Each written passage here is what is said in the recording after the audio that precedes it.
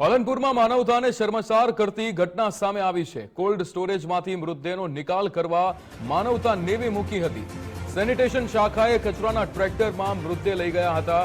કચરા ભરેલા ટ્રેક્ટરમાં મૃતદેહ લઈ જવામાં આવ્યો હોય તેવા દ્રશ્યો પણ સામે આવ્યા છે। આ ફોટોઝ સામે આવ્યા છે કે જ્યાં 3 દિવસ અગાઉ બિનવારસી હાલતમાં આ મૃતદેહ મળી આવ્યો હતો। મૃતદેહની અંતિમ ક્રિયા કરવા કચરાના ટ્રેક્ટરમાં આ મૃતદેહને લઈ જવામાં આવ્યો છે। માનવતા નેવે મૂકી પાલિકાના તંત્રએ મોતનો મલાજો પણ નથી જાળવ્યો। 3 દિવસ અગાઉની આ ઘટના છે કે જ્યાં બિનવારસી હાલતમાં મૃતદેહ મળી આવ્યો હતો અને મૃતદેહને કઈ રીતે લઈ જવામાં આવ્યો છે આપ આ બે ફોટોઝ પરથી જોવો કે જે રીતે અહીંયા મોતનો મલાજો પણ તંત્ર દ્વારા જાળવવામાં નથી આવ્યો।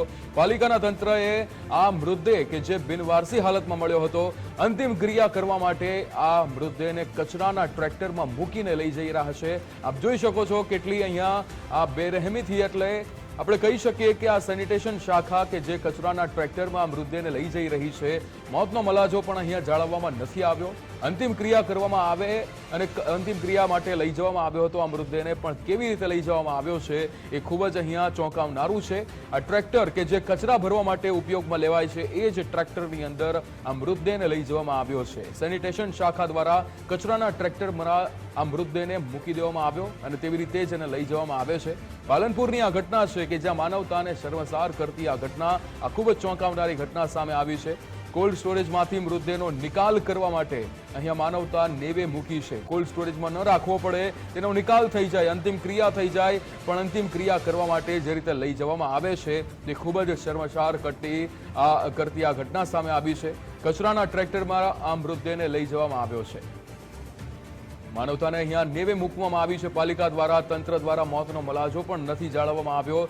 કચરાના ટ્રેક્ટરમાં આ મૃતદેહને લઈ જવામાં આવ્યો છે। કોલ્ડ સ્ટોરેજમાંથી મૃતદેહનો નિકાલ કરવા માટે અહીંયા માનવતાને નેવે મૂકી દેવામાં આવી છે। સેનિટેશન શાખાએ કચરાના ટ્રેક્ટરમાં આ મૃતદેહને લઈ ગયા હતા।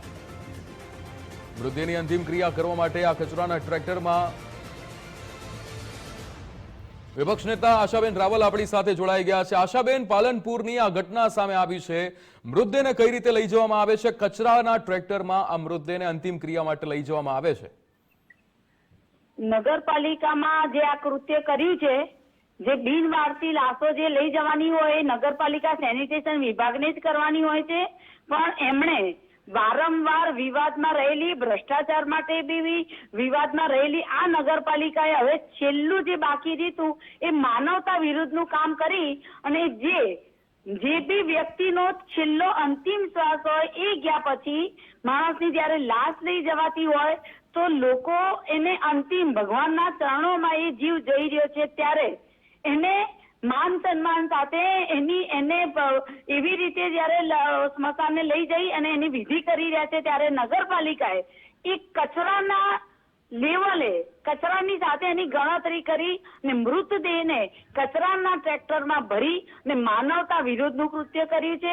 આના માટે થઈ અને આજે સવારે જ મારા ધ્યાનમાં વિડીયો આવ્યો છે।